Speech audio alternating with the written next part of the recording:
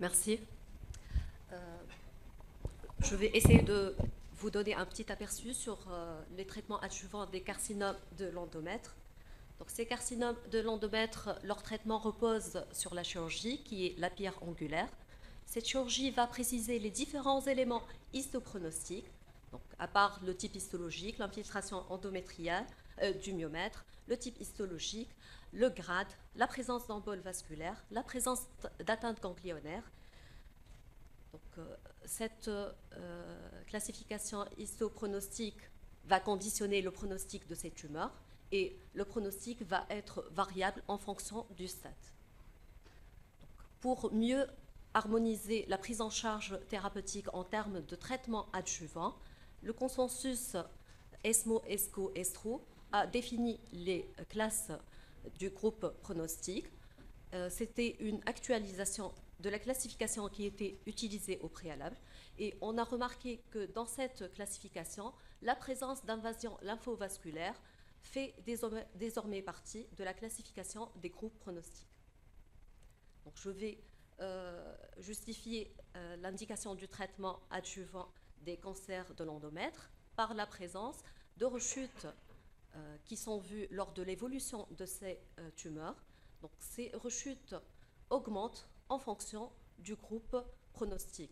Donc, elles sont de 2 à 4 pour les groupes de bas risque et elles arrivent jusqu'à 21 à 23 pour les groupes à haut risque. Mais quel traitement adjuvant faut-il indiquer? Faut-il indiquer une radiothérapie? Faut-il indiquer une chimiothérapie? Donc, on va commencer par la place de la radiothérapie et je commence par le groupe de faible risque. Et à travers les différentes séries qui ont été publiées dans la littérature, il a été constaté que environ 0 à 3 d'atteintes ganglionnaires ont été observées au moment du curage, avec une survie sans récidive après chirurgie de l'ordre de 95 et lors de l'évolution, on a constaté qu'il y a moins de 5 de rechute locale sans traitement adjuvant. Faut-il surveiller ces patientes à faible risque ou bien indiquer un traitement adjuvant par radiothérapie? Donc, la méta-analyse du Cochrane, qui a inclus tous les stades 1 du carcinome de l'endomètre, en se basant sur la classification FIGO 1988, a randomisé après une chirurgie les patientes selon deux bras, soit une surveillance, soit une radiothérapie adjuvante pelvienne ou bien une curithérapie vaginale. Pour le groupe de faible risque qui représentait 517 patientes, on a noté 2 essais randomisés qui étaient inclus dans cette méta-analyse et on a constaté que la radiothérapie augmente le risque de décès spécifique, notamment lié à la présence de toxicité digestive. Une autre étude randomisée multicentrique, incluant 645 patientes présentant un adénocarcinome de l'endomètre de bas risque. Donc, pour ces patientes, on a constaté lors de l'évolution que, en termes de récidive vaginale ou pelvienne, il n'y avait pas de différence significative entre le bras contrôle et le bras ayant administré une radiothérapie adjuvante. Il n'y avait pas aussi de différence en termes de survie globale ni en termes de toxicité. Donc, pour les recommandations ESMO, ESCO, ESTRO, pour les patientes présentant un faible risque des carcinomes de l'endomètre, la surveillance est une recommandation, c'est un standard thérapeutique, c'est un standard et c'est un niveau de preuve 1, c'est un grade A. Pour les risques intermédiaires, nous disposons dans la littérature de 4 essais randomisés, plus de 2500 patientes, ayant été randomisées après la chirurgie entre une surveillance versus une radiothérapie adjuvante pelvienne. Dans ces différents essais randomisés, la radiothérapie a réduit le risque de récidive loco-régional. Ce risque est réduit de 75%. Toutefois, il n'y avait pas d'impact sur la survie globale. Et à travers 2 de ces essais, l'essai Portec 1 et l'essai du GOG 99, il a été individualisé un groupe de risque intermédiaire, mais haut risque intermédiaire. Donc, pour le PORTEC 1, ce groupe de risque a été défini par la présence d'un adénocarcinome de grade 3, d'une invasion du myomètre supérieure ou égale à 50% et un âge supérieur à 60 ans. Donc, pour être dans le groupe de risque intermédiaire haut, il faut deux facteurs de ces facteurs cités.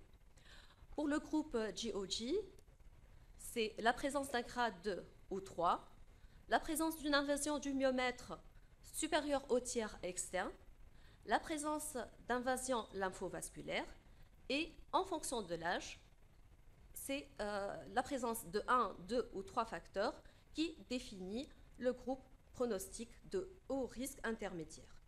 Donc, pour ce groupe de risque, la radiothérapie pelvienne a montré un bénéfice.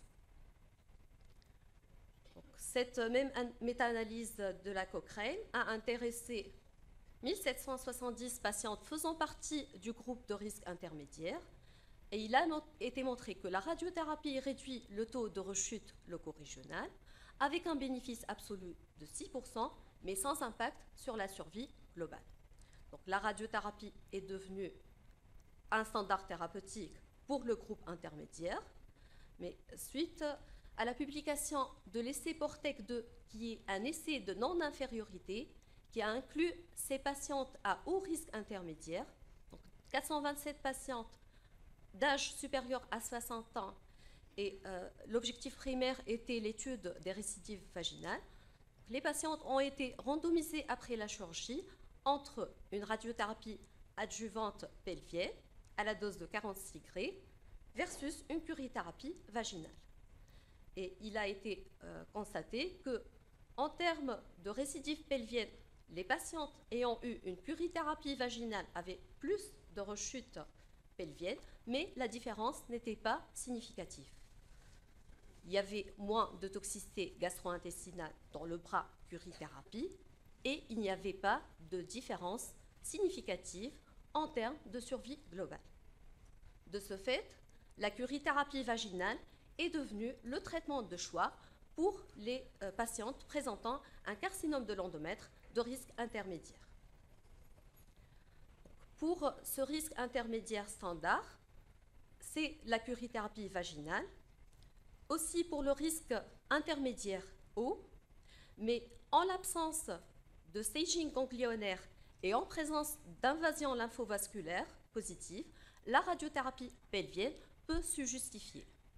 Dans les recommandations de l'ESMO-ESGO, ils mettent comme sous-groupe les patientes âgées de moins de 60 ans avec l'absence d'invasion lymphovasculaire. Ils mettent la surveillance thérapeutique, donc l'abstention après la chirurgie, comme une option thérapeutique. Mais c'est à un niveau de preuve faible. Donc, pour nous, la curithérapie vaginale est une technique de traitement sans toxicité majeure. Donc, on préconise pour nos patientes présentant un carcinome de l'endomètre avec un risque intermédiaire une curithérapie vaginale qui est généralement bien tolérée. Pour le groupe à haut risque, c'est un groupe très hétérogène qui va des stades 1 au stade 2, 3. Il y a plus de rechutes locorégionales, mais aussi des récidives à distance pour ces groupes thérapeutiques. Donc, cette méta-analyse de la database de Cochrane a inclus 297 patientes présentant un risque haut, un stade 1. Donc, la radiothérapie pelvienne versus la surveillance a réduit le taux de rechute locorégionale sans impact sur la survie globale. Mais pour les stades un peu plus avancés, c'est-à-dire les stades 2 à 3, où on note l'incidence des métastases à distance, y a-t-il une place à la chimiothérapie? Donc, dans la littérature, nous disposons de 3 essais randomisés qui ont comparé la radiothérapie versus la chimiothérapie. Le premier essai est celui du groupe GOG, 396 patientes présentant un stade de 3 à 4. Après une chirurgie qui est jugée suboptimale, on permettait l'inclusion de patientes présentant un résidu de taille inférieure à 2 cm. Donc, une randomisation entre une radiothérapie pelvienne et abdominale versus une chimiothérapie, cette cure d'oxorubicine cisplatine suivie d'une cure de cisplatine. Donc, la radiothérapie était abdominale jusqu'à la dose de 30 Cr en 20 fractions. Par la suite, on indiquait un boost pelvien, plus ou moins lombo-aortique, par 4 faisceaux, 15 Cr en 8 fractions, et le boost pelvien et lombo-aortique étaient indiqués en l'absence de curage et si le curage positif, pelvien était positif, sans curage lombo-aortique. Donc, dans ces groupes de patientes, 87 et 84% des patientes présentaient un résidu microscopique et il y avait un impact de la chimiothérapie sur la survie sans progression et sur la survie globale. Cependant, les toxicités de la chimiothérapie étaient supérieures à celles de la radiothérapie. Et il a été porté comme critique à cet essai la dose de radiothérapie qui est considérée suboptimale pour ces patientes présentant un résidu tumoral. Le deuxième essai a inclus 345 patientes, des groupes de risque hauts. Donc, après une chirurgie, une randomisation entre une radiothérapie pelvienne à la dose de 45 à 50 degrés versus une chimiothérapie 5 cures CAP. Donc, la radiothérapie pelvienne 45 à 50 degrés et une radiothérapie lombo-aortique en cas d'atteinte ganglionnaire à la dose de 45 degrés. Dans cet essai, il n'y avait pas de différence significative en termes de survie sans progression et de survie globale entre les deux bras. Cependant, on a constaté que pour les patientes ayant eu une chimiothérapie, il y avait un meilleur contrôle des métastases et pour les patientes présentant ayant eu une radiothérapie, il y avait un meilleur contrôle loco-régional. Troisième essai, c'est un essai du groupe japonais, 385 patientes faisant partie aussi bien du groupe intermédiaire ou du haut risque. Donc, après une chirurgie en R0, une randomisation entre la radiothérapie pelvienne et une chimiothérapie à type de CAP. Donc, la radiothérapie pelvienne à la dose de 45 à 50 degrés. Une radiothérapie lombo-aortique était indiquée en cas d'atteinte lombo-aortique dans 5,7% des cas et une curithérapie vaginale dans 3% des cas. Dans cette étude, il n'y avait pas d'impact sur la survie sans progression ni la survie globale. Cependant, en étudiant les sous-groupes, il a été constaté qu'il y avait un bénéfice en termes de survie sans progression pour les patientes ayant présenté une atteinte du myomètre supérieure à 50% avec un grade 3 et pour les patientes présentant un stade 2 et un stade 3A. Donc la chimiothérapie était supérieure à la radiothérapie. Comment associer cette radiothérapie et chimiothérapie? Parce qu'on a un meilleur contrôle loco-régional avec la radiothérapie et un meilleur contrôle à distance avec la chimiothérapie. Donc, dans la littérature, une association alternée a été tentée. Dans cet essai ayant inclus 156 patientes, donc une randomisation entre une radiothérapie pelvienne versus une chimiothérapie suivie d'une radiothérapie selon un modèle alterné. La dose était de 56 degrés et il n'y avait pas de bénéfice à l'adjonction de cette chimiothérapie à la radiothérapie. Une association séquentielle a été tentée, donc, grâce à l'essai NSGO et ORTC, l'essai Mongo-Iliad et puis l'analyse poolée de ces deux essais. Donc, nous commençons par l'essai NSGO et ORTC. Donc, après une chirurgie, une randomisation entre une radiothérapie pelvienne, la curithérapie était optionnelle versus une radiothérapie plus chimiothérapie ou bien une chimiothérapie plus radiothérapie. Avec un suivi moyen de 4 ans, la compliance au traitement était supérieure dans le bras radiothérapie exclusive. Il y avait un impact positif sur la survie sans progression avec le traitement combiné. La différence absolue était de 7% à 5 ans en faveur du traitement combiné, sans différence sur la survie globale. Il y avait une amélioration de la survie spécifique liée au cancer à 5 ans, 88% versus 78%. Donc la radiothérapie et chimiothérapie étaient supérieures à la radiothérapie seule. L'essai Mongo-Iliad, c'est un essai non publié, 156 patientes, randomisées entre la radiothérapie pelvienne versus 3 cures de chimiothérapie suivies d'une radiothérapie. Et l'objectif primaire était l'étude de la survie sans progression. Donc, la radiothérapie était à la dose de 45 degrés Et en cas d'atteinte lombo-aortique, on ajoutait une radiothérapie des aires lombo-aortiques. La curithérapie vaginale était indiquée pour les stades 2B et 3B. Donc, ces résultats, les deux essais ont été poolés dans une analyse et on avait constaté un bénéfice en termes de survie sans progression pour le bras de l'association thérapeutique et une amélioration de la survie spécifique. Cependant, il n'y avait pas d'impact sur la survie globale et les limites qui ont été portées à ces deux essais étaient le recul insuffisant, des groupes thérapeutiques très hétérogènes, mais aussi des protocoles de chimiothérapie très hétérogènes.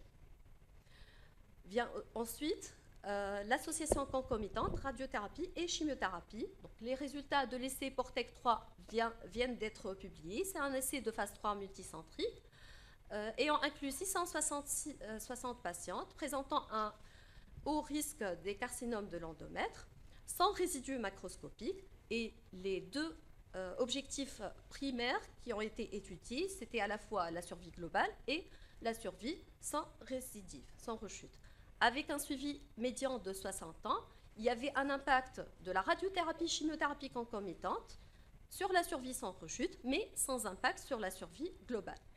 Et pour le sous-groupe thérapeutique du stade 3, il y avait un impact aussi sur la survie sans progression, mais sans impact sur la survie globale.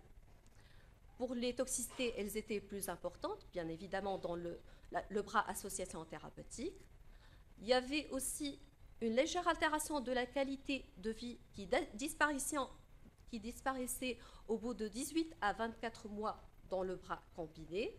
Et les auteurs ont conclu qu'il y avait un bénéfice de cette association thérapeutique concomitante pour les stades 3 en termes de survie sans rechute.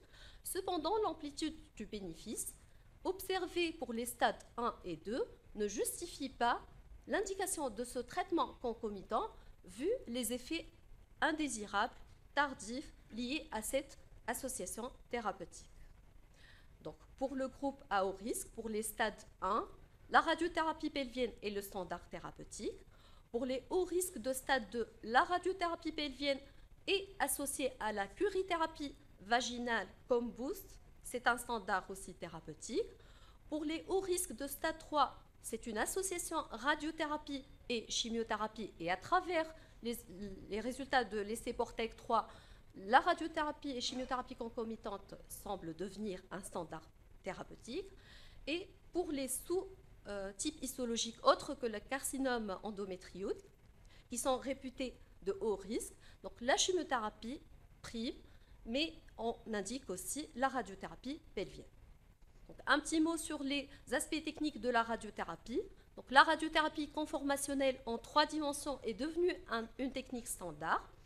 Elle permet la diminution de la dose au niveau des organes critiques, notamment l'intestin grêle et le volume vésical, surtout chez des patientes qui sont vues en post-opératoire.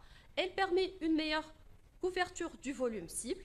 Donc, les volumes cibles en radiothérapie en post-opératoire pour les carcinomes de l'endomètre concernent la voûte vaginale et les aires ganglionnaires.